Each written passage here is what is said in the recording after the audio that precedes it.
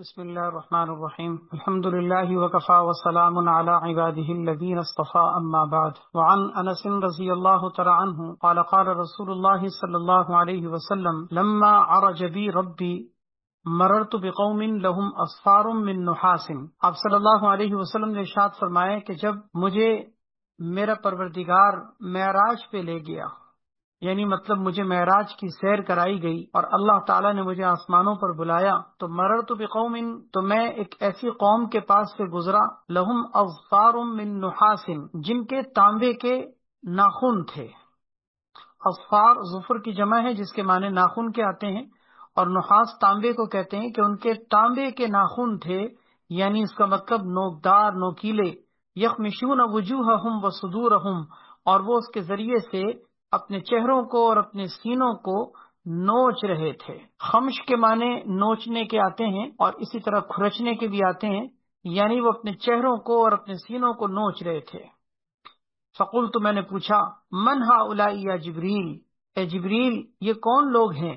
حضرت جبرائیل امین علیہ الصلوۃ والسلام نے فرمایا کہ ہؤلاء الذین یأکلون لحوم الناس ویقعون فی اعراضہم، یہ وہ لوگ ہیں جو لوگوں کا گوشت کھایا کرتے تھے اور لوگوں کی عزتوں پر واقع ہوتے تھے، یعنی لوگوں کی عزتوں پر حملہ آور ہوتے تھے. اس میں جو پہلا جملہ ہے لحوم الناس، یعنی لوگوں کا گوشت کھایا کرتے تھے، اس کا مطلب یہ ہے کہ غیبت کرتے تھے، کیونکہ قرآن کریم میں غیبت کرنے کو اپنے مردار بھائی کے گوشت کے کھانے کے برابر قرار دیا گیا ہے. اس کا مطلب یہ ہوا کہ جو لوگوں کا گوشت کھایا کرتے تھے، یعنی پیٹھ پیچھے ان کی برائیاں کیا کرتے تھے، ان کی غیبتیں کیا کرتے تھے. اور اگلا جملہ بھی اسی کی مزید وضاحت کے لیے ہے، یعنی اس کا مطلب یہ کہ لوگوں کی عزتوں پر حملے کرتے تھے. یہ حدیث ہے ہمارے سامنے کہ جس سے یہ بات معلوم ہوتی ہے کہ ایسے لوگوں کا آخرت میں کس قدر خطرناک انجام ہے اور ان کے لیے کس قدر سخت قسم کی سزا ہے کہ جو دنیا میں لوگوں کی غیبتیں کرتے تھے. دنیا میں لوگوں کی غیبت کرنا آخرت میں اس قدر پریشانی میں مبتلا ہونے کا ذریعہ ہے. انسان کو چاہیے کہ غیبت سے بچے، غیبت سے اپنے آپ کو بچائے، اور نہ غیبت کرنے والوں میں شامل ہو، نہ غیبت سننے والوں میں شامل ہو. اس لیے کہ غیبت جس طریقے سے کرنا برا ہے، اسی طرح غیبت کا سننا بھی برا ہے. کوئی اگر شخص آپ کے سامنے کسی کی برائی کر رہا ہو اور کسی کے بارے میں وہ غلط بات کر رہا ہو، تو آپ کی یہ شرعی اخلاقی ذمہ داری بنتی ہے کہ آپ اپنے بھائی کی غیبت نہ سنیں، آپ اپنے مسلمان بھائی کی برائی نہ سنیں، اس لیے کہ وہ جو غیبت کرنے والا اپنے دل میں کسی کی برائی رکھتا ہے، وہ غیبت کے ذریعے سے اپنے دل کی برائی آپ کے کانوں میں انڈیل رہا ہے. اور یہ غیبت ظاہر ہے کہ ایسی چیز ہے کہ جو باہمی عداوت کا ذریعہ ہے، قطع تعلقی کا باعث ہے، اس سے نفرتیں پیدا ہوتی ہیں، ایک مسلمان کا امیج انسان کی نگاہ میں گرتا ہے. ظاہر ہے کہ جب آپ کسی سے برائی سنیں گے اور کسی کے بارے میں نازیبا الفاظ سنیں گے تو سنتے سنتے اس کی برائی آپ کے دل میں بیٹھ جائے گی، اور ایک مسلمان کے بارے میں جو آپ کا دل صاف ہونا چاہیے تھا، اس کے اندر کدورت آ جائے گی، اس کے اندر میل کچیل آ جائے گا. نبی علیہ الصلوۃ والسلام نے بھی ایک موقع پر یہ ارشاد فرمایا کہ میں تمہارے درمیان آتا ہوں تو میں چاہتا ہوں کہ میرا دل صاف ستھرا رہے اور تم میں سے کسی کے بارے میں میرے دل کے اندر کوئی چیز نہ آئے، لہذا تم کسی کے بارے میں کوئی بات مجھ تک مت پہنچایا کرو. اس لیے آپس میں بھی ایک دوسرے کے ساتھ انسان کو ملتے جلتے ہوئے خیال رکھنا چاہیے کہ جہاں کوئی کسی کی غیبت کر رہا ہو، برائی کر رہا ہو، اس کو روک دیں، اس کو ٹوک دیں، اپنے بھائی کا دفاع کریں، اپنے بھائی کی عزت کا تحفظ کریں. ہر انسان کی زندگی میں کچھ نہ کچھ ویک پوائنٹس ہوتے ہیں، کوئی انسان صاف ستھرا ایسا نہیں ہے کہ بالکل معصوم اور پاک ہو. ہر انسان کے اندر کچھ نہ کچھ کوتاہیاں ہوتی ہیں، لیکن اس کا یہ مطلب نہیں ہے کہ انسان اپنی کوتاہیوں کو بھول کر دوسرے کی کوتاہیوں کو بیان کرنا اور سننا شروع کر دے. اللہ تعالی ہم سب کو اس گناہ سے بچنے کی توفیق عطا فرمائے. اگلی حدیث ہے وعن المستورد رضی اللہ تعالی عنہ عن النبی صلی اللہ علیہ وسلم. حضرت مستورد فرماتے ہیں کہ نبی کریم صلی اللہ علیہ وسلم نے ارشاد فرمایا، من اکل برجل مسلم اکلتن، جو شخص کسی مسلمان شخص کے عیب کو بیان کر کے، اس کی برائی کو بیان کر کے کوئی لقمہ کھائے، یعنی اس کا مطلب یہ کہ کسی کے سامنے کسی مسلمان کی برائی بیان کر کے اس کو خوش کرے اور اس کے ذریعے سے اس کو کھانے کے لیے کوئی چیز ملے. اس طرح اس نے اگر کسی مسلمان کی برائی کر کے کچھ کھایا، فإن اللہ یطعمہ مثلہا من جہنم، اللہ تعالیٰ اس کو اسی کے مثل جہنم میں سے کھلائیں گے. یعنی اس کا مطلب یہ ہے کہ آپ کسی کے سامنے کسی شخص کی برائی کرتے ہیں یہ سوچ کر کہ وہ بندہ اس کو پسند نہیں کرتا، لہذا میں جب اس کی برائی بیان کروں گا تو یہ خوش ہوگا اور خوش ہو کے مجھے کچھ دے گا، کوئی کھانے پینے کی چیز دے گا، اور اس طرح آپ کسی کی برائی بیان کر کے اس کو خوش کر کے اس سے کوئی کھانے کی چیز لیتے ہیں، تو اس طرح آپ نے گویا اپنے مسلمان بھائی کی برائی کر کے کچھ کھایا۔ ایسی صورت میں فرمایا جا رہا ہے کہ آج دنیا میں مسلمان کی برائی کر کے تمہیں دنیاوی کوئی کھانے کی چیز مل رہی ہے، مفادات مل رہے ہیں، کل اسی طرح تمہیں جہنم کے اندر اللہ تعالیٰ کھلائیں گے۔ دوسرا جملہ ومن کسا ثوبا برجل مسلم، جو شخص کسی کو کپڑا پہنائے کسی مسلمان کی برائی بیان کرنے کی وجہ سے، کہ مثلا کوئی آپ کے سامنے کسی مسلمان کی برائی بیان کرتا ہے اور آپ کو اس کا یہ برائی بیان کرنا اچھا لگتا ہے اور اس کی وجہ سے آپ اس کو کوئی کپڑا پہناتے ہیں، فإن اللہ یکسوہ مثلہ من جہنم، فرمائے کہ اللہ تعالیٰ اس کو جہنم سے اسی کے مثل کپڑا پہنائیں گے۔ یہاں دونوں جملوں میں، پہلے جملے میں بھی اور دوسرے جملے میں، جو با ہے نا، برجل مسلم، برجل مسلم، یہ با سببیہ ہے۔ اس کا مطلب یہ کہ جو کسی مسلمان کی برائی کو بیان کرنے کے ذریعے سے پہلے جملے میں خود کھائے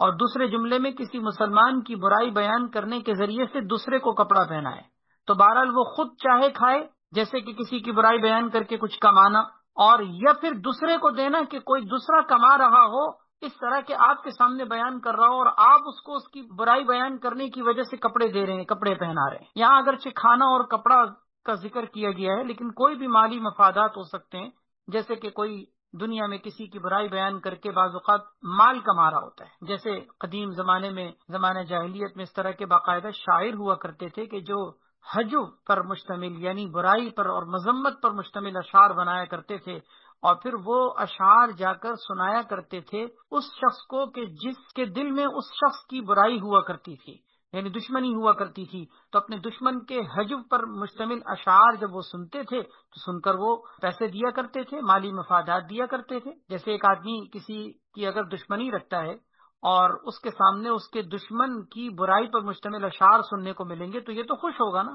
اور خوش ہو کر جو شعر کہنے والا ہے اس کو نوازے گا۔ تو اس طرح سے شاعر باقاعدہ کمایا کرتے تھے، یہ باقاعدہ ایک فن تھا اور ایک ہنر تھا کہ اشعار بنانے والے اس طرح کے حجب پر مشتمل اشعار بنایا کرتے تھے اور جا کر ان کے دشمنوں کو سنایا کرتے تھے، وہ خوش ہو کے پیسے دیتے تھے۔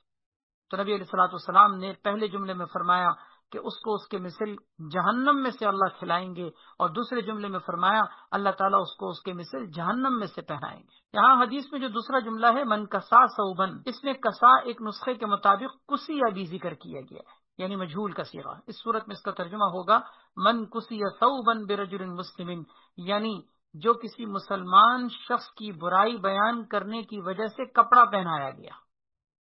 یعنی اس کا مطلب کہ جس کو کوئی کپڑا دیا گیا۔ تو گویا اس صورت میں پہلے جملے کے مطابق یہ مطلب بن جائے گا کہ پہلے جملے میں کسی مسلمان کی برائی بیان کر کے اس کو کچھ کھانے کو ملا، اور دوسرے جملے میں جس کو کسی مسلمان کی برائی بیان کرنے کی وجہ سے کپڑا پہننے کو ملا۔ دونوں صورتوں میں فرمایا کہ جہنم سے اللہ تعالیٰ اسی کے مثل اس کو کھلائیں گے بھی اور اس کو پہنائیں گے بھی۔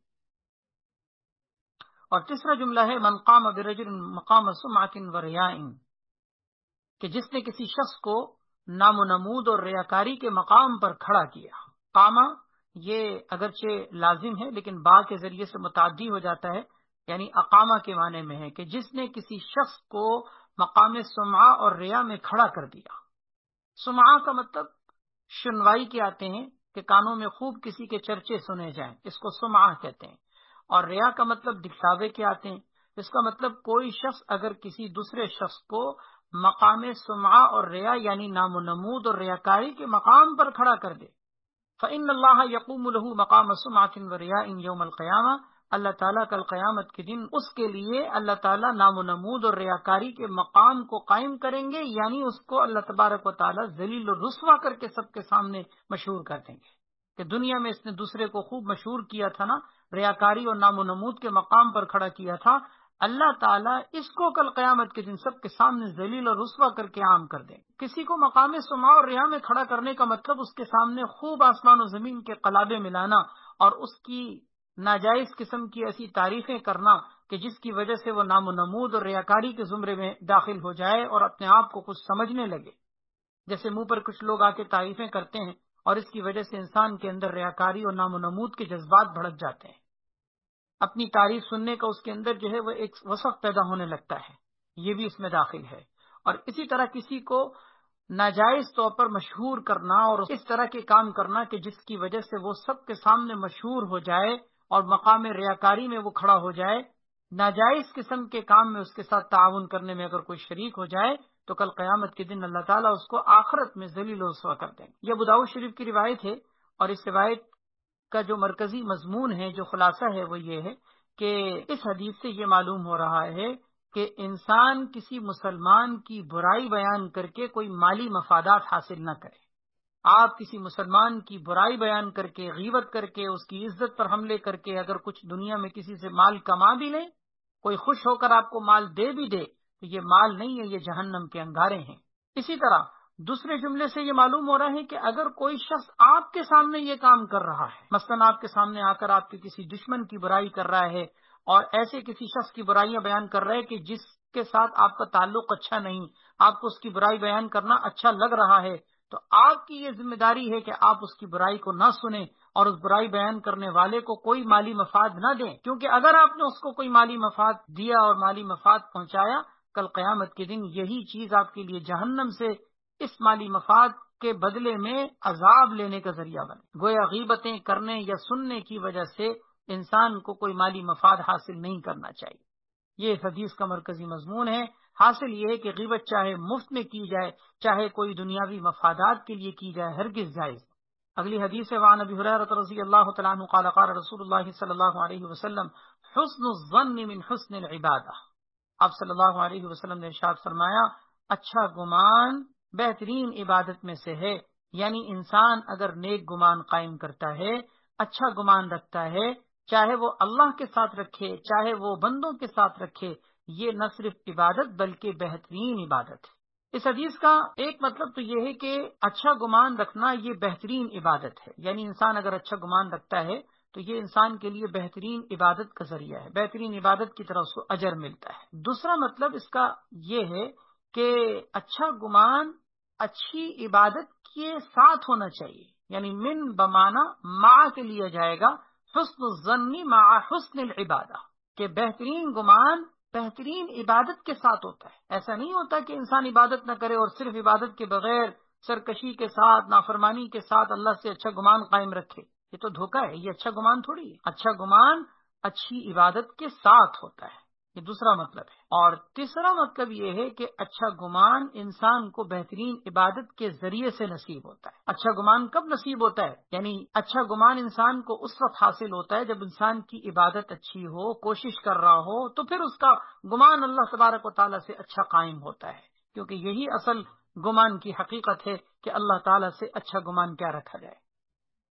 تو یہ مختلف مطلب اس کے ذکر کیے گئے، اور اسی کو اگر ہم بندوں کے اعتبار سے دیکھیں نا تو حدیث کا مطلب یہ ہوگا کہ لوگوں کے ساتھ اچھا گمان قائم کرنا یہ بہترین عبادت میں سے ہے۔ اس صورت میں اس کا مطلب یہ ہوگا کہ لوگوں کے ساتھ بدگمانی تو گناہ کی چیز تھی نا، لیکن خوش گمانی جبکہ بغیر دلیل کے ہی کیوں نہ ہو، لیکن یہ بہترین عبادت ہے۔ چنانچہ آپ لوگوں کے ساتھ اچھا گمان قائم کریں، اگرچہ آپ کے پاس اس کی کوئی دلیل بھی نہ ہو، لیکن پھر بھی آپ کا یہ اچھا گمان قائم کرنا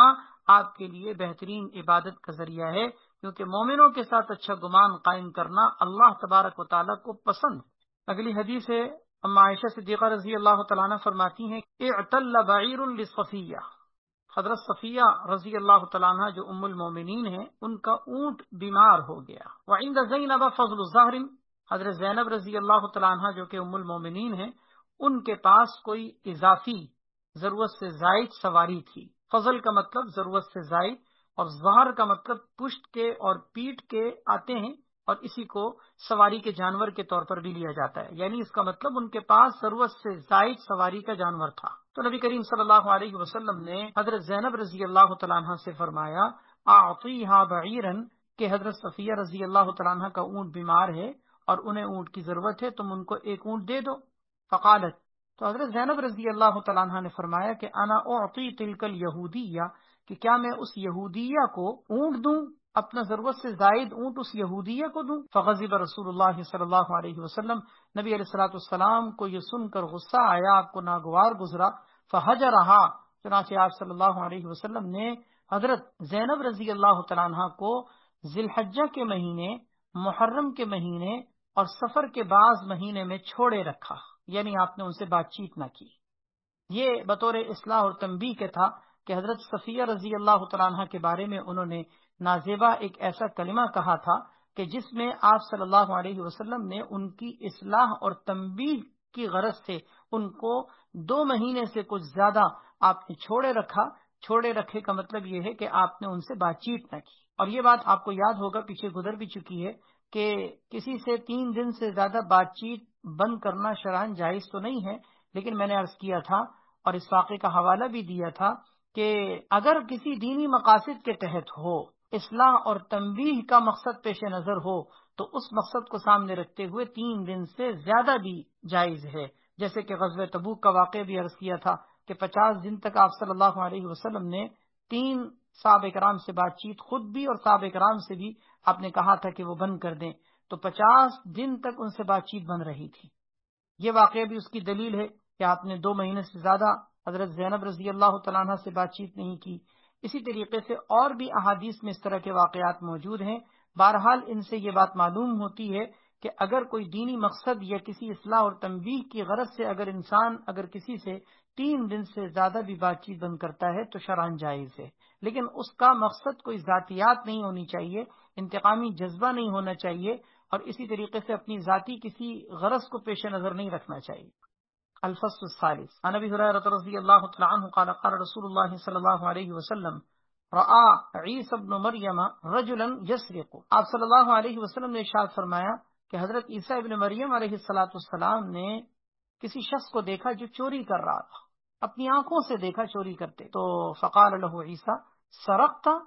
حضرت عیسیٰ علیہ السلام نے اس سے فرمایا کہ تم نے چوری کی؟ قالا، تو اس نے آگے سے جھوٹ بولا اور کہا کلا والذی لا الہ الا ہو، اتنی بڑی قسم کھائی۔ اس نے کہا ہرگز نہیں، قسم اس ذات کی جس کے سوا کوئی معبود نہیں۔ اتنی بڑی جب قسم اٹھائی اس نے تو حضرت عیسیٰ علیہ السلام نے فرمایا آمنت باللہ وکذبت نفسی، میں اللہ پر ایمان لایا اور اپنے نفس کو جھٹلا دیا۔ یعنی اس کا مطلب میری آنکھوں دیکھی بات غلط ہو سکتی ہے، تم نے نام بہت بڑی ذات کا لیا ہے، گویا کہ انہوں نے اپنے آنکھوں دیکھے کو جھٹلا دیا۔ وعن انس رضی اللہ تعالیٰ عنہ قال قال رسول اللہ صلی اللہ علیہ وسلم کاد الفقر ان یکون کفرا،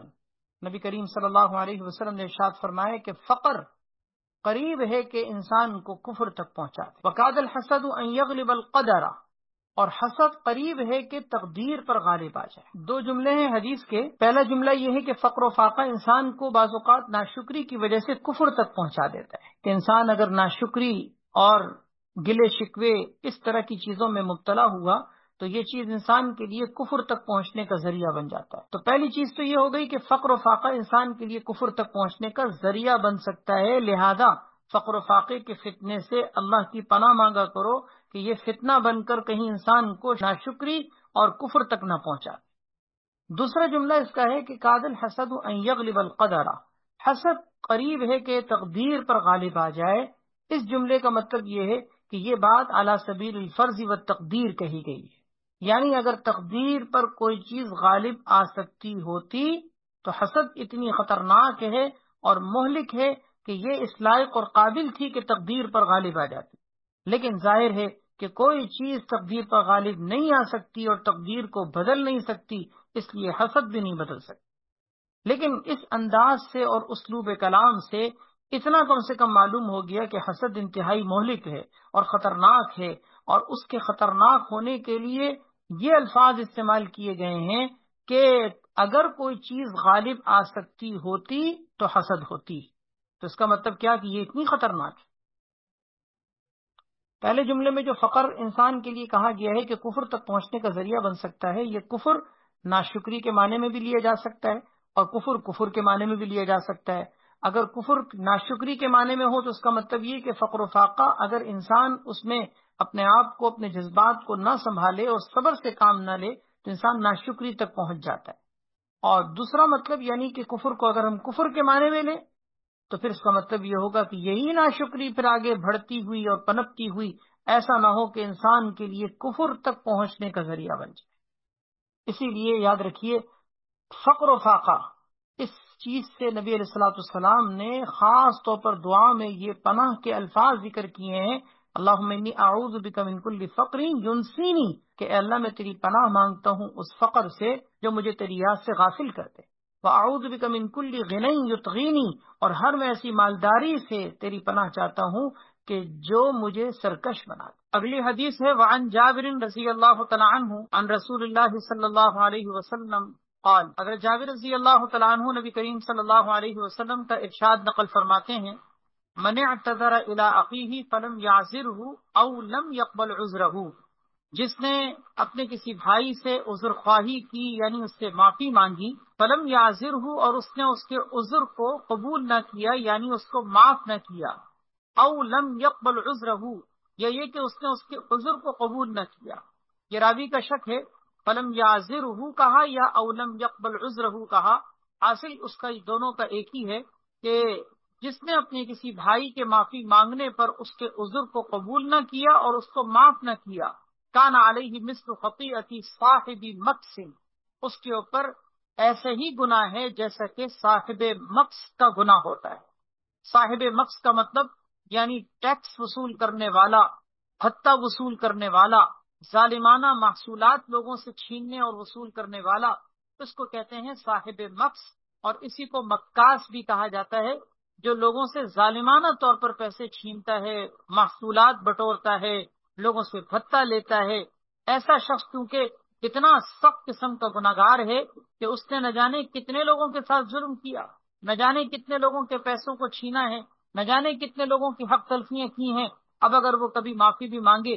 تو کس کس سے معافی مانگے گا، کس کس سے جا کے معاف کرائے گا؟ یعنی اس کے بظاہر معافی مانگنے کی کوئی شکل بھی ظاہری طور پر باقی نہیں رہتی، اتنے لوگوں کے حقوق کے اندر اس نے پامالی کی ہوئی ہوتی ہے۔ تو ظاہر ہے کہ اتنے سارے لوگوں کے حقوق کو غصب کرنے والا اتنا بڑا گناہگار جتنا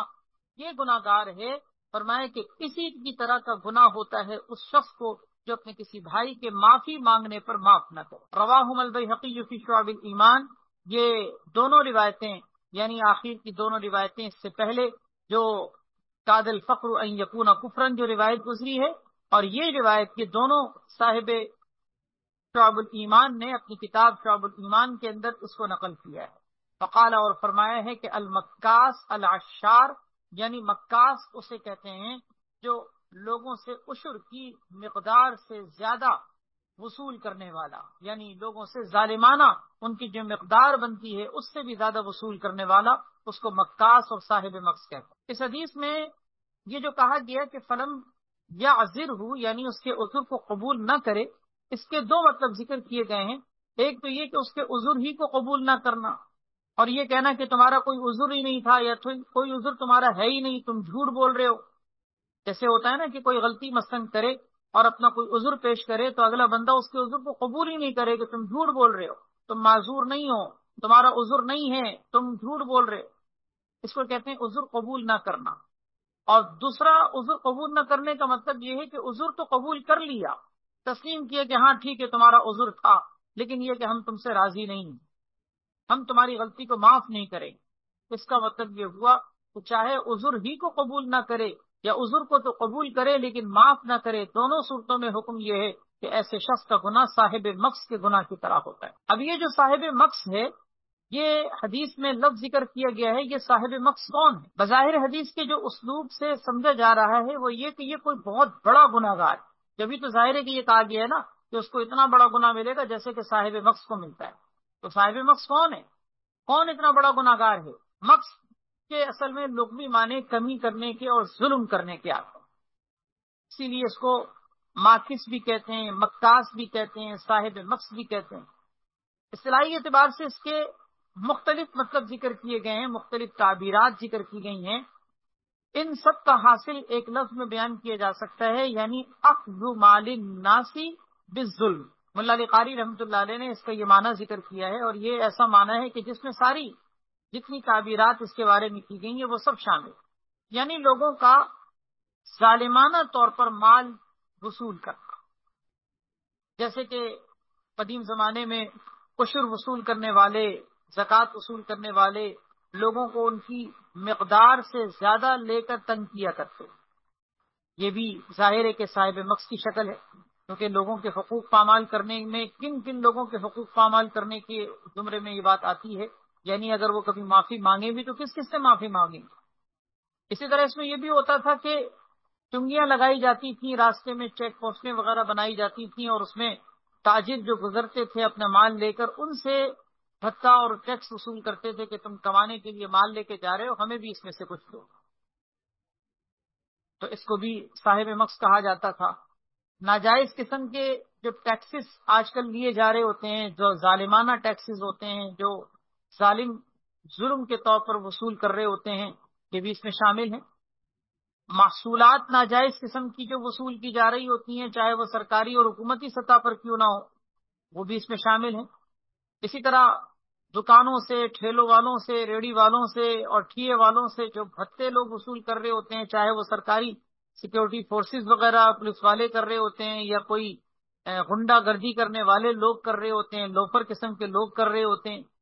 وہ بھی اس میں شامل ہیں. گویا کہ صاحب مقص میں یہ سارے معنیات. احادیث طیبہ سے معلوم ہوتا ہے کہ یہ صاحب مقص کا جو گناہ ہے یہ کوئی چھوٹے درجے کا گناہ نہیں، بہت بڑے درجے کا گناہ ہے. اور صرف یہی ایک حدیث نہیں،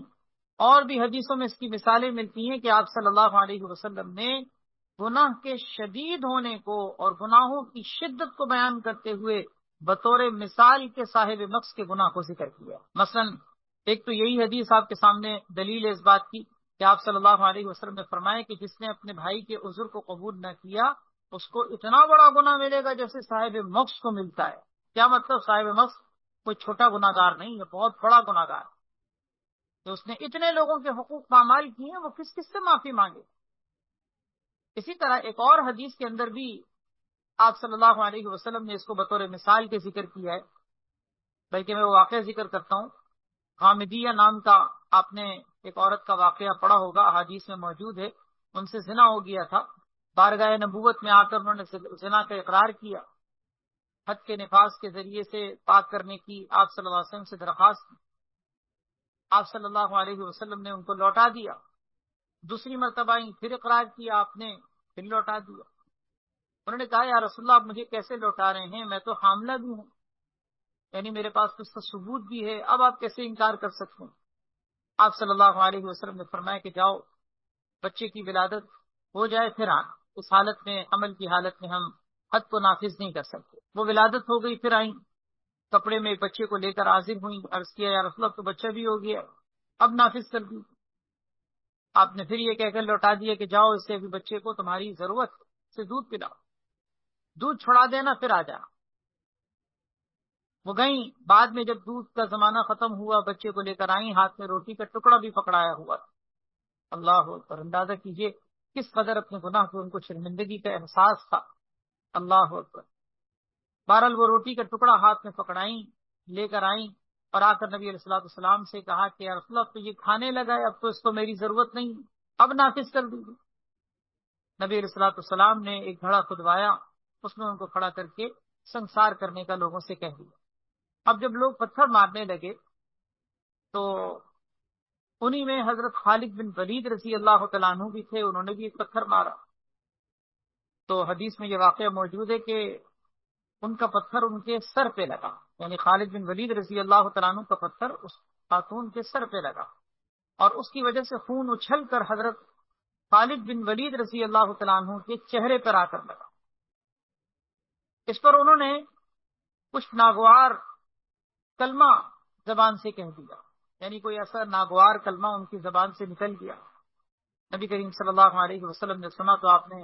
تنبیہ کی. آپ نے فرمایا مہلن یا خالد، اے خالد نرمی سے کام لو، کیا کہہ رہے ہو.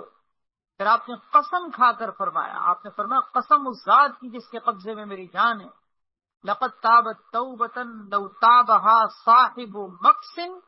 لغفر له. آپ نے فرمایا کہ خاتون نے تو ایسی توبہ کی ہے، ایسی جاندار اور ایسی شاندار توبہ کی ہے، اگر صاحب مقص جیسا گناہ گار بھی کوئی گناہ کرنے والا ایسی توبہ کر لے اللہ اس کی بھی مغفرت فرمائے. اللہ اکبر. اب یہاں دیکھیے اس میں آپ صلی اللہ علیہ وسلم نے صاحب مقص کو بطور مثال کے پیش کیا. اس کا مطلب یہ کہ صاحب مقص کو چھوٹا گناہ گار نہیں، بہت بڑا گناہ گار. یہ واقعہ صحیح مسلم کے اندر موجود ہے. اس میں آپ صلی اللہ علیہ وسلم نے اس خاتون کی توبہ کے عظیم الشان ہونے کو بیان کرتے ہوئے فرمایا کہ یہ توبہ اگر صاحب مقص بھی کرے نا، کہ جس نے اتنے لوگوں کے حقوق پامال کر رکھے ہوں، ظالمانہ ٹیکس اور بھتے وصول کر کر کے لوگوں کو تنگ کر کے رکھا ہوا ہو، اتنے سارے لوگوں کے حقوق اس کے ذمے ہوں، اگر ایسی توبہ تو وہ بھی کر لینا، اللہ اس کی بھی مغفرت کر۔ ابو داؤد شریف کی روایت ہے، آپ صلی اللہ علیہ وسلم نے فرمایا لا يدخل الجنت صاحب مقسم، جنت میں یہ ظالمانہ ٹیکسز اور بھتے وصول کرنے والے یہ داخل نہیں ہو۔ اس کا مطلب یہ کہ صاحب مقص کوئی چھوٹے درجے کا گناہ گار نہیں، بہت بڑے درجے کا گناہ گار۔ تو اس حدیث میں ہمیں دونوں باتیں معلوم ہوتی ہیں، ایک تو ہمیں یہ معلوم ہوتا ہے کہ اگر کوئی بھائی آپ سے آ کے معافی مانگے تو آپ کو معاف کر دینا چاہیے، اگر آپ اس کو معاف نہیں کرتے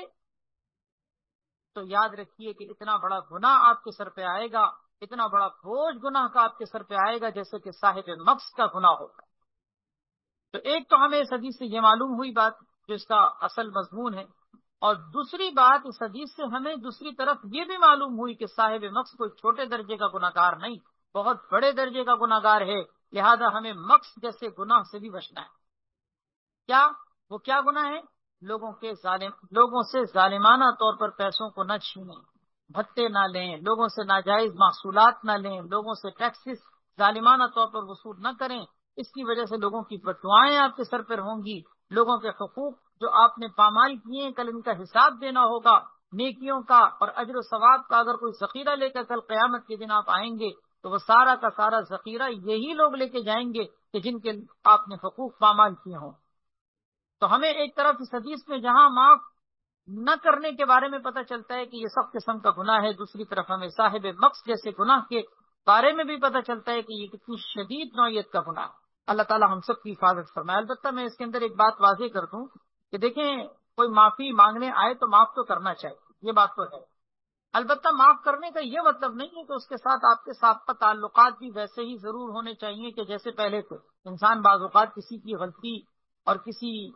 کے غلط طور طریقوں اور رویوں سے کچھ چیزیں سیکھ لیتا ہے، سمجھ لیتا ہے، تجربہ حاصل ہو جاتا ہے، اور پھر اگلے وقت میں اس سے تھوڑا سا بچ کے رہتا ہے، تھوڑا دور رہتا ہے۔ تو معاف کرنے کے بعد بھی آپ اس سے اگر تھوڑا سا محتاط رہتے ہیں، تھوڑا سا دور رہتے ہیں، یا تھوڑا سا آپ سنبھل کے رہتے ہیں تو اس میں کوئی حرج کی بات نہیں، البتہ معاف کر دینا چاہیے، کیونکہ ایک بندہ اگر شرمندگی کے ساتھ ندامت کے ساتھ معافی مانگنے کے لیے آیا ہے تو آپ کی یہ شرعی اور اخلاقی ذمہ داری بنتی ہے کہ آپ اس کو معاف کریں۔ پھر آپ کی مرضی ہے کہ آپ سابقہ راہ و روش اس کے ساتھ رکھیں، سابقہ تعلقات اس کی طرح اس سے بحال رکھ دیں، اور یا پھر چاہیں تو کچھ تجربات کی بنیاد پر محتاط رہیں، وہ ایک آپ کا اپنا معاملہ ہے، لیکن یہ کہ معاف کرنا پھر بھی ضرور۔ اگر آپ معاف نہیں کریں گے تو یاد رکھیے اتنا سخت قسم کا گناہ آپ کے سر پہ آئے گا۔ احادیث طیبہ میں اس معاف نہ کرنے کی بڑی سخت قسم کی وعیدیں آئی ہیں، بلکہ خود قرآن کریم میں بھی اللہ تبارک و تعالیٰ نے سورہ نور کے اندر آیت نمبر 22 ہے، اللہ تعالیٰ فرماتے ہیں کہ وَلْيَعْفُوا وَلْيَصْفَحُوا، لوگوں کو چاہیے کہ وہ معافی اور درگزر سے کام لیں۔ پھر کیا عجیب جملہ ارشاد فرمائے کہ کیا تم یہ پسند نہیں کرتے کہ اللہ تمہیں معاف کر دے؟ اللہ اکبر، الا تحبون ان یغفر اللہ لکم، کیا تمہیں یہ پسند نہیں ہے کہ اللہ تمہیں معاف کر دے؟ کیا مطلب کہ اگر تم یہ پسند کرتے ہو، اور یقیناً ہر انسان پسند کرتا ہے، تو پھر تم جب اپنے لیے پسند کرتے ہو کہ اللہ معاف کر دے تو تم لوگوں کو بھی معاف کرو۔ اس سے جہاں یہ معلوم ہوتا ہے کہ لوگوں کو معاف کرنے سے اللہ معاف کر دے گا، وہاں دوسری طرف مفہوم مخالف کے طور پر یہ بھی پتہ چلتا ہے کہ اگر تم لوگوں کو معاف نہیں کرو گے تو کل یہی سلوک تمہارے ساتھ بھی ہو سکتا ہے۔ اللہ اکبر۔ تو ایک تو وعید یہ ہے کہ انسان اللہ کی مغفرت سے محروم ہو جاتا ہے، اللہ تعالیٰ پناہ میں رکھے۔ دوسرا سخت قسم کی وعید حدیث میں یہ بھی ذکر کی گئی ہے کہ نبی کریم صلی اللہ علیہ وسلم نے ارشاد فرمایا کہ جو اپنے کسی مسلمان بھائی کے عذر کو قبول نہ کرے، ایسا شخص کہ جو معافی مانگنے آیا اور کوئی شخص اس کو معاف نہ کرے، فرمایا لم یرد علی الحوض، کل وہ میرے حوض کوثر پر جام پینے کے لیے نہ آئے، یعنی اس کو حوض کوثر سے محرومی ملے گی، حوض کوثر کا جام نہیں ملے گا بلکہ وہ اس سے محروم رہ جائے۔ فرمایا کہ جو اپنے کسی بھائی کے عضو کو قبول نہ کرے میرے پاس حوض کوثر پر نہ آئے۔ بلکہ ایک روایت میں تو آپ صلی اللہ علیہ وسلم نے فرمایا کہ من اتاہ اخوہ متنصلا، کہ جس کا بھائی اس کے پاس عذر خواہی لے کر آئے، معافی مانگنے کے لیے آئے، تو اس کو چاہیے کہ معاف کر دے، چاہے وہ حق پر ہو چاہے وہ باطل پر ہو۔ یعنی یہ نہیں ہے کہ وہ محق ہو یا مبتل ہو تو دونوں میں کوئی فرق ہوگا نہیں. محقن کانا او مبتلن، آپ صلی اللہ علیہ وسلم نے فرمایا چاہے وہ حق پر ہو یا وہ غلط ہو، بہرحال اس کو چاہیے کہ معاف کر دے. اگر اس نے ایسا نہیں کیا لم یرد علی الحوض، میرے پاس حوض پہ نہ آئے. اسی طرح ایک اور بڑی سخت قسم کی وعید میں آپ کے سامنے عرض کرتا ہوں، بڑی اہم حدیث ہے جس میں اور بھی کئی فائدے کی چیزیں. طبرانی کی روایت ہے، ایک دفعہ نبی کریم صلی اللہ علیہ وسلم منبر پر موجود تھے، آپ نے ارشاد فرمایا لوگوں سے الا انبئکم بشرارکم، کیا میں تمہیں تمہارے بدترین لوگوں کے بارے میں نہ بتاؤں؟ لوگوں نے عرض کیا یا رسول اللہ اگر آپ چاہیں تو ضرور بتا دیں. آپ نے فرمایا سب سے بدترین تم میں سے وہ ہے جو لوگوں سے اکیلا اترتا ہو، یعنی لوگوں سے الگ تھلگ رہتا ہو، اپنے غلام کو مارتا ہو جس میں ماتحت تمام لوگ آ جاتے ہیں. وَيَمْنَعُ رِدَّهُ، جو لوگوں سے اپنی عطا اور اپنی بخشش کو روک کر رکھتا ہو. تین صفات ذکر کی، ایک اکیلا رہنا، الگ تھلگ رہنا لوگوں سے کٹ کر، اپنے ماتحتوں کو مارنا، اور اپنی عطا اور بخشش سے لوگوں کو محروم کرنا. پھر فرمایا کہ افلا انبئکم بشر من ذالکم، تمہیں اس سے بھی زیادہ بدترین لوگ نہ بتاؤں؟ صحابہ نے پھر عرض کیا یا رسول اللہ اگر آپ چاہیں تو ضرور بتا دیں. آپ نے فرمایا کہ من یبغض الناس ویبغضونہ، اس سے بھی زیادہ بدتر وہ ہے کہ جو لوگوں سے بغض رکھتا ہے لوگ اس سے بغض رکھتے ہیں. یعنی اس کے اخلاق اتنے خطرناک اور اس قدر روکھے ہیں کہ نہ لوگ اس کو پسند کرتے ہیں نہ وہ لوگوں کو پسند کرتا ہے. لوگوں کے دل میں بھی اس کی نفرت، اس کے دل میں بھی لوگوں کی نفرت. اللہ اعاذنا اللہ من ذلک، اللہ میں پناہ میں رہے. پھر آپ نے تیسرے نمبر پر فرمایا اوا انبئکم بشر من ذالکم، کیا میں تمہیں اس سے بھی زیادہ بدترین لوگ نہ بتاؤں؟ لوگوں نے پھر وہی بات کہی یا رسول اللہ اگر آپ چاہیں تو ضرور بتا دیں. آپ نے فرمایا الذین لا یقبلون عسرۃ ولا یقبلون معذرۃ ولا یغفرون ذنبا، جو لوگوں کے قصور کو اور عذر کو تسلیم نہ کرے، معذرت کو قبول نہ کرے، خطا کو معاف نہ کرے، یہ وہ آپ نے فرمایا وہ لوگ ہیں کہ جو ان سے بھی زیادہ بدتر ہیں. پھر آخر میں فرمایا کہ ان سے بھی زیادہ بدترین لوگ نہ بتاؤں؟ لوگوں نے کہا یا رسول اللہ ضرور بتائیں اگر آپ چاہیں تو. آپ نے فرمایا من لا یرجى خیرہ ولا یؤمن شرہ، جس سے خیر و بھلائی کی کوئی توقع نہ ہو اور جس کی فتنہ انگیزیوں سے کبھی امن نہ ملتا ہو. یعنی ایسا وہ شر انگیز انسان ہے کہ اس سے خیر کی کوئی توقع نہیں اور اس کے شر سے بچنے کی کوئی امید نہیں. اس میں آپ دیکھیے نبی علیہ الصلوۃ والسلام نے بدترین لوگوں میں ایک ان لوگوں کا تذکرہ کیا جو لوگوں کے قصور کو معاف نہیں کرتے، معذرت کو قبول نہیں کرتے، خطاؤں سے درگزر نہیں کرتے. آپ نے فرمایا ایسے لوگ تم میں بدترین لوگ. اللہ اکبر، اللہ تعالیٰ پناہ میں رکھے. کتنے سخت الفاظ ہیں. بہرحال ہم سب کو ضرورت ہے اس بات کی کہ ہم اس طرح کی صفت اور اس طرح کی راہ روش سے بچیں. اللہ تعالیٰ پناہ میں رکھے. انسان جب تکبر میں آتا ہے نا، بڑائی کے جذبے سے، تعالی کے جذبے سے بھرا ہوا ہوتا ہے، پھر وہ کسی معافی مانگنے والے کی معافی کو قبول نہیں کرتا. پھر وہ یہ کہتا ہے کہ نہیں کچھ بھی ہو جائے معاف نہیں کرو. اللہ یاد رکھیے جو لوگوں کو معاف نہیں کرے گا اس کو اللہ تبارک و تعالیٰ سے بھی پھر کوئی امید نہیں رکھنی چاہیے، کیونکہ انسان جیسا کرتا ہے ویسے ہی پھر وہ پاتا ہے. اگر آپ یہ چاہتے ہیں کہ کل آپ کے گناہوں پہ پردے ڈالے جائے، درگزر کیا جائے، آپ کے گناہوں کو معاف کیا جائے، اللہ تعالیٰ آپ کے ساتھ علم و بردباری کا معاملہ کرے، تو پھر یاد رکھیے کہ پھر دنیا میں آپ بھی اپنے ماتحتوں کے ساتھ، لوگوں کے ساتھ، عام معاشرت کی زندگی میں لوگوں کے ساتھ ایسے ہی رویہ رکھے. اللہ تعالیٰ ہم سب کی حفاظت فرمائے. اب یہاں پر کیونکہ باب تو ختم ہو گیا، لیکن یہ باب چونکہ تہاجر، تقاطع اور اتباع عورات کے بارے میں گزرا ہے، اور اس کے اندر آپ نے ایک چیز نوٹ کی ہے کہ آپس کے لڑائی جھگڑے، نفرت، عداوت، قطع تعلقی، قطع رحمی، ایک دوسرے سے رشتے ناطے کاٹنا، اس کے بارے میں ہی ساری حدیثیں گزری ہیں. تو میں آخر میں بطور خلاصے کے ایک اہم آپ کے سامنے بات ذکر کر رہا ہوں، اس کو ذرا سمجھیے گا، اور وہ یہ ہے کہ باہمی نزاع اور جھگڑے جو لوگوں کے درمیان آپس کے تعلقات کی کشیدگی وغیرہ کی شکل میں ہو جاتے ہیں، ان آپس کے لڑائی جھگڑوں کے بارے میں کچھ شرعی ضابطے سمجھ لی. یہ بہت اہم بات ہے، نوٹ کرنے کے قابل ہے کہ آپس کے لڑائی جھگڑوں کے بارے میں کچھ شریعت کے دیے گئے ضابطے ہیں، ان کو اچھے طریقے سے سمجھیے، عملی زندگی میں اپنائیے، انشاءاللہ لڑائی جھگڑے کے بارے میں ہمیں شریعت کی صحیح تعلیمات سے آگاہی بھی ہوگی اور ہمیں انشاءاللہ اس پر عمل کرنے کی توفیق بھی انشاءاللہ ملے گی۔ اللہ پاک ہم سب کو توفیق نصیب فرمائے۔ یہ جو ضابطے ذکر کیے جا رہے ہیں یہ سمجھ لیجیے پورے باب کا خلاصہ ہے، آپ نوٹ کیجئے گا ان ضابطوں کو کہ ان ضابطوں میں آپ کو پورے باب کی حدیثوں کا خلاصہ انشاءاللہ ملے گا۔ سب سے پہلا ضابطہ تو یہ ہے کہ آپس کے باہمی لڑائی جھگڑوں سے کلی طور پر اجتناب کرتے ہوئے بھائی بھائی بن کر رہے، یہ سب سے پہلا ضابطہ، آپس کے تمام جھگڑوں سے کلی طور پر اجتناب کریں اور آپس میں بھائی بھائی بن کر رہیں۔ قرآن کریم میں اللہ تعالیٰ نے حکم دیا ہے لا تنازعوا فتفشلوا وتذهب ريحكم، آپس میں جھگڑا مت کرو ورنہ کمزور پڑ جاؤ گے، تمہاری ہوا اکھڑ جائے۔ مومنین کو آپس میں بھائی بھائی قرار دیا گیا ہے، سورہ حجرات کے اندر آیت نمبر 10 ہے۔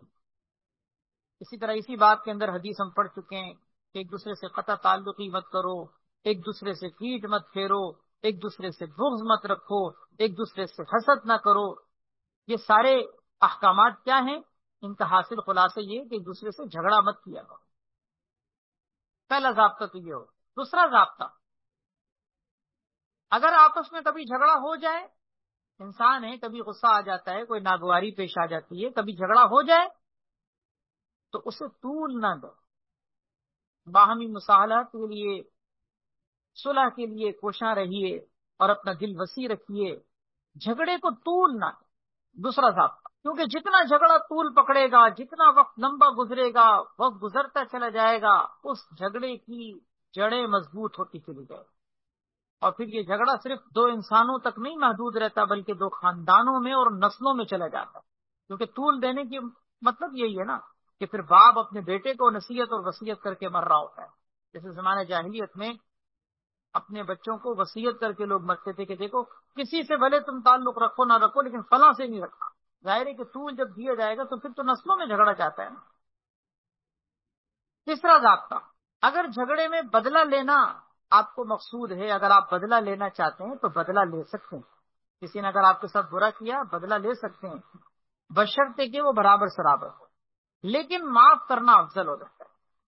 یہ تیسرا ضابطہ ہے، بدلہ لینا جائز، معاف کرنا بہتر۔ اب اس میں دیکھیں بدلہ لینا جائز، اس کی دلیل قرآن کریم کی آیت ہے،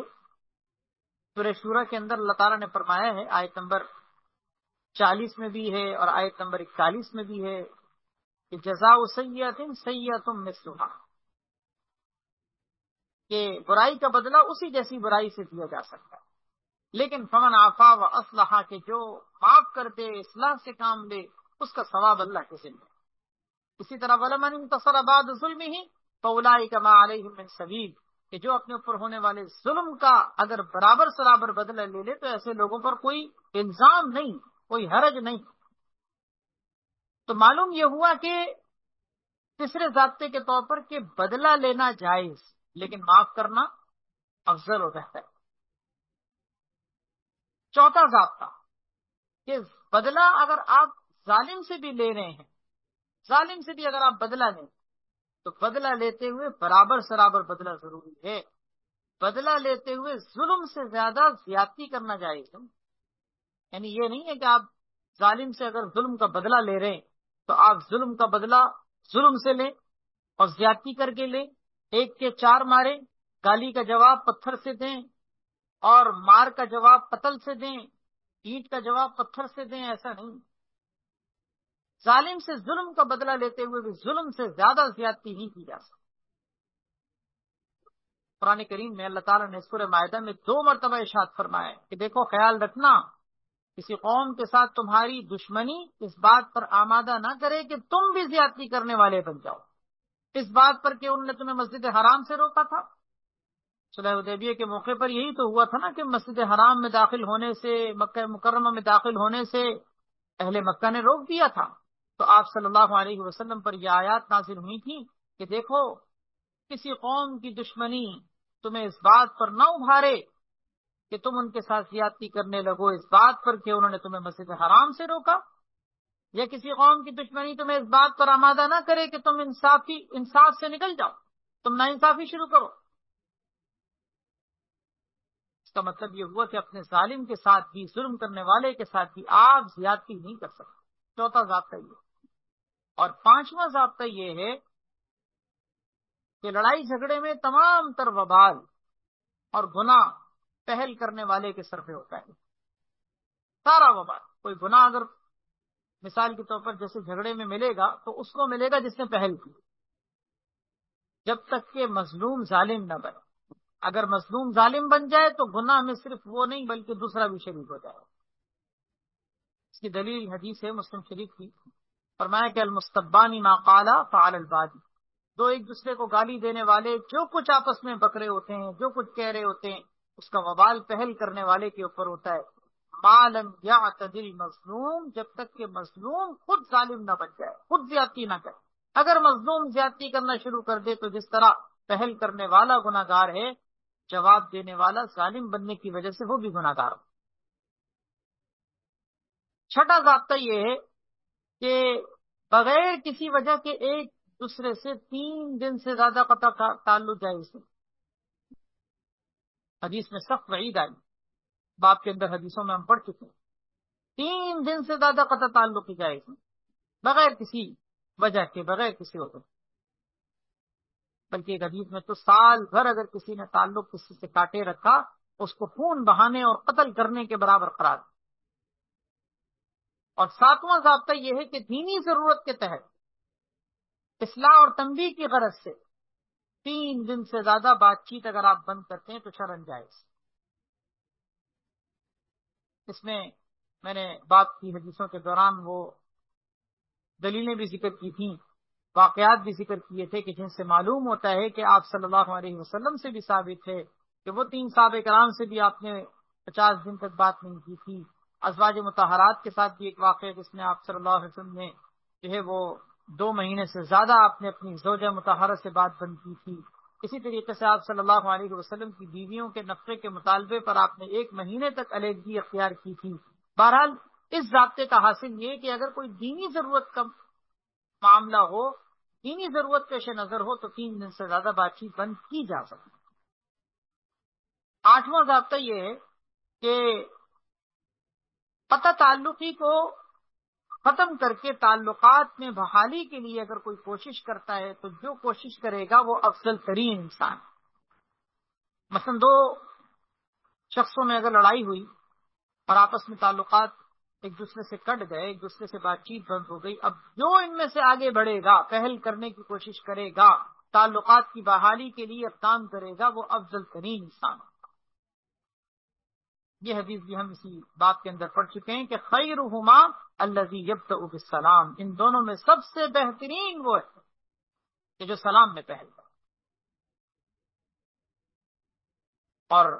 9واں ضابطہ یہ ہے کہ اگر کوئی مصالحت اور جوڑ پیدا کرنے کے لیے کوشش اور پہل کرتا ہے اور دوسرے کی طرف سے کوئی مثبت جواب نہیں آتا، کوئی رسپانس نہیں ملتا، تو کوشش کرنے والا، جو پہل کرنے والا جو کوشش کر رہا ہے وہ عند اللہ بری ذمہ ہو جائے۔ اب سارا کا سارا وبال دوسرے کے سر پر ہوگا کیونکہ اس نے اپنے حصے کا کام کر لیا۔ یہ حدیث بھی ہم اسی بات کے اندر پڑھ چکے ہیں کہ اگر کوئی بندہ آتا ہے، سلام کرتا ہے، پہل کرتا ہے اور دوسرا بندہ اس کے سلام کا جواب دیتا ہے، دونوں کو اجر میں شراکت ہوگی، دونوں اجر میں شریک ہو جائیں گے۔ یہ پہل کرنے کا اجر کمائے گا، وہ جواب دینے کا اجر کمائے گا۔ اگرچہ پہل کرنے والے کا اجر زیادہ ہے لیکن پھر بھی دوسرے کو بھی ثواب ملے گا کیونکہ اس نے کم سے کم جواب تو دیا۔ لیکن اگر وہ جواب نہ دے فقد باء بالاسم وخرج المسلم من الحجرہ، تو گناہ سارا کا سارا دوسرے کو ملے گا۔ اب جو سلام کرنے والا تھا وہ ہجران کے گناہ سے نکل گیا، وہ بری ذمہ ہوتا۔ تو 9واں ضابطہ یہ نکلا کہ جوڑ پیدا کرنے کے لیے اگر کوئی کوشش کرے اور اگلا بندہ جواب نہ دے تو ایسی صورت میں پہل کرنے والا بری ذمہ ہو جائے گا، وبال اب سارا دوسرے کے سر پر ہوگا۔ 10واں ضابطہ، مسلمانوں کے درمیان اگر کہیں جھگڑا ہو، خاندانوں میں جھگڑا ہو، 2 فریقوں کے درمیان جھگڑا ہو، 2 گروپوں کے درمیان جھگڑا ہو، تو عام مسلمانوں کو تماشائی بن کے نہیں دیکھنا چاہیے کہ کھڑے ہو کے تماشا دیکھیں کہ کون کیسے لڑ رہا ہے اور کون جیت رہا ہے کون ہار رہا ہے. یہ کوئی ریسلنگ تھوڑی ہو رہی ہے کہ کوئی بیٹھ کے تماشا دیکھ رہا ہے. مسلمانوں کو تماشائی نہیں بننا چاہیے، ان کے درمیان صلح کرانے کے لیے عملاً کوشاں ہونا چاہیے. سورہ حجرات کی آیت نمبر 9 ہے کہ مومنین کے دو گروپ آپس میں، دو جماعتیں آپس میں اگر لڑ پڑیں تو عام مسلمانوں کو حکم دیا گیا ہے کہ فَأَصْلِحُوا بَيْنَهُمَا، ان کے درمیان صلح کرواؤ. اسی طرح میاں بیوی کے درمیان اگر جھگڑا ہو تو قرآن کریم کا حکم ہے فَبْعَثُوا حَكَمًا مِّنْ أَهْلِهِ وَحَكَمًا مِّنْ أَهْلِهَا، یعنی اس کا مطلب یہ کہ دونوں خاندانوں سے، مرد کے خاندان سے بھی اور عورت کے خاندان سے بھی حکم لے کر آؤ. کچھ لوگ ادھر کے کچھ لوگ ادھر کے. فرمایا إِن يُرِيدَا إِصْلَاحًا يُوَفِّقِ اللَّهُ بَيْنَهُمَا، اگر ان کا آپس میں مصالحت کا ارادہ ہوگا اللہ ضرور موافقت پیدا کرے. اس کا مطلب یہ ہوا کہ 10واں ضابطہ یہ ہے کہ جھگڑے میں مسلمانوں کو تماشائی بن کے کھڑے ہو کے دیکھنے کے بجائے آگے بڑھ کے صلح کروانی چاہیے، جھگڑا ختم کروانا چاہیے، آپس میں محبتیں پیدا کروانی چاہیے، اس کے لیے کوشش کرنی چاہیے، اس کے لیے صلح کرانے کے لیے اقدام کرنا چاہیے. اور اس صلح کروانے کے بڑے اللہ تبارک و تعالیٰ نے فضائل رکھے ہیں. بات کے اندر ہم نے حدیثوں میں اس کی فضیلت بھی پڑھی ہے کہ نبی علیہ الصلوۃ والسلام نے اس کو نماز سے زیادہ افضل، روزے سے زیادہ افضل، صدقے سے زیادہ افضل عمل قرار دیا ہے کہ آپ صلی اللہ علیہ وسلم نے فرمایا کیا میں تمہیں ان سے زیادہ افضل عمل نہ بتاؤں؟ صحابہ نے پوچھا یا رسول ضرور بتائیے. آپ نے فرمایا کہ لوگوں کے درمیان صلح کروانا. تو اگر آپس میں کہیں جھگڑا نظر آئے، خاندانوں میں دو لڑنے والے آپ کو نظر آئیں تو بیٹھ کے تماشا نہ دیکھیں، صلح کروائیں، محبتیں پیدا کریں. بلکہ حدیث کے مطابق تو اگر کوئی صلح کرانے کے لیے کوشش کرتا ہے اور اس کے درمیان صلح کرواتے ہوئے ان کے درمیان اگر کوئی جھوٹ بھی بول رہا ہوتا ہے، کوئی خلاف واقع بات بھی کرتا ہے تو شرعاً وہ بھی جھوٹ کے زمرے میں نہیں. لیس الکذاب الذی یصلح بین الناس، وہ شخص جھوٹا نہیں ہے جو لوگوں کے درمیان صلح کروانے کے لیے جھوٹ بولے. اور اس سے بھی زیادہ عجیب بات آپ نے دیکھی ہوگی، اللہ تعالیٰ پناہ میں رکھے، خاندانوں میں بعض اوقات ایسے شر پسند قسم کے لوگ ہوتے ہیں کہ جو جلدی پر تیل ڈالنے کا کام کرتے ہیں، بجائے آگ کو بجھانے کے اور بھڑکانے کا کام کرتے ہیں. اللہ اکبر. یاد رکھیے لوگوں کے درمیان پھوٹ ڈالنا، لوگوں کے درمیان فساد پیدا کرنا، یہ اللہ رب العزت کو انتہائی ناپسندیدہ عمل. 10 ضابطے ہو گئے. 11واں ضابطہ یہ ہے کہ اگر کہیں آپس کے جھگڑے میں کوئی صلح کی کوشش بھی کارآمد نہیں ہو پا رہی اور آپس میں موافقت کی کوئی شکل بھی نہیں بن پا رہی تو ایسی صورت میں ہمیں یہ ضابطہ دیا گیا ہے، شرعی مسئلہ دیا گیا ہے کہ تنازع اور جھگڑے میں لوگوں کو حق کا ساتھ دینا چاہیے. حق کا ساتھ دیں. دو لڑنے والوں میں آپ اس کا ساتھ دیں کہ جو حق پر ہیں، مظلوم کا ساتھ دیں، ظالم کا ساتھ نہ دیں، اگرچہ معاملہ اپنوں کے خلاف ہی کیوں نہ ہو. مثلاً آپ یہ نہ دیکھیں کہ یہ میرے خاندان کا ہے، یہ میرا رشتہ دار ہے، یہ میرا بھائی ہے، یہ میرا اپنا ہے، یہ میری زبان والا ہے، یہ میری قوم کا ہے، یہ میری برادری کا ہے، لہذا میں اس کا ساتھ دوں. نہیں، یہ تو عصبیت. نبی علیہ الصلوۃ والسلام سے کسی نے عصبیت کے بارے میں پوچھا نا تو آپ نے فرمایا کہ اپنی قوم کا ظلم میں ساتھ دینا، اس کو عصبیت ہے. یہ تو عصبیت. دو لڑنے والوں میں آپ نے ساتھ اس کا دینا ہے جو حق پر ہے، چاہے وہ اپنے کے خلاف ہی کیوں نہ ہو. معاملہ اپنوں کے خلاف جا رہا. کونوا قوامین بالقسط شہداء للہ، فرمایا انصاف قائم کرنے والے بنو، اللہ کے لیے گواہی دینے والے بنو، اگرچہ معاملہ تمہارے اپنے نفسوں کے خلاف یا تمہارے والدین کے خلاف یا اقربا رشتہ داروں کے خلاف کیوں نہ ہو. حق کا ساتھ دو. قل الحق وإن كان مرا. 11 ضابطے ہو گئے. 12واں ضابطہ، کسی کے شر سے بچنے کے لیے اس سے کم ملنا یا اس کے قریب جانے میں محتاط رہنا، جبکہ مقصد اپنے دین کا تحفظ ہو اور اس کے شر سے بچنا ہو، قطع تعلقی کیے بغیر، یعنی آپ اس سے رشتے ناطے نہیں کاٹ رہے، بس ایسے ہی ملنا آپ نے کوئی کم کر دیا، یہ سوچ کر کہ میں فلاں کے قریب جاتا ہوں تو غیبتیں ہوتی ہیں، غیبتیں سننے کو ملتی ہیں، یا تعلقات کشیدہ ہونے شروع ہو جاتے ہیں، کوئی بہت حساس اور سینسیٹیو قسم کا بندہ ہے، میں اس کے قریب جاتا ہوں تو اس کو کوئی بات بری لگ جاتی ہے اور کوئی مسئلے پیدا ہو جاتے ہیں، کوئی غلط فہمیاں پیدا ہو جاتی ہیں. یعنی اس کا مطلب یہ کہ کسی کے شر سے بچنے کے لیے، کسی کے فتنے سے بچنے کے لیے اگر آپ اس سے کم ملتے ہیں تو یہ کوئی قطع تعلق ہی نہیں ہے، اس کو قطع تعلق ہی نہیں کہتے. کسی کے بارے میں اگر آپ محتاط رہتے ہیں، کچھ دور دور رہتے ہیں اور کچھ بچ کے رہتے ہیں، کچھ کنارہ کشی کے ساتھ رہتے ہیں، تو یہ کوئی قطع تعلق ہی نہیں ہے. ہاں البتہ یہ کہ آپ ان سے باقاعدہ قطع تعلق ہی نہ کریں. چنانچہ ملا علی قاری رحمۃ اللہ علیہ نے اس کو باقاعدہ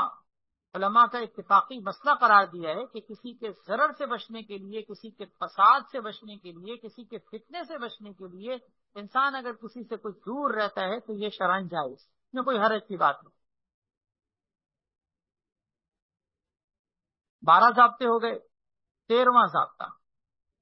یہ سارے ضابطے نوٹ کیجئے گا، یہ پورے باب کا خلاصہ بھی ہے، اور تنازع کے بارے میں یہ وہ ضابطے ہیں کہ جن سے انسان کو انشاءاللہ شریعت کی تعلیمات کے بارے میں بہترین انسان کو زندگی گزارنے کے طور طریقے ملیں گے. تنازع اور جھگڑے کے بارے میں ہمیں اور عام مسلمانوں کو کیا کرنا چاہیے. 12 ضابطے ہو گئے. 13واں ضابطہ،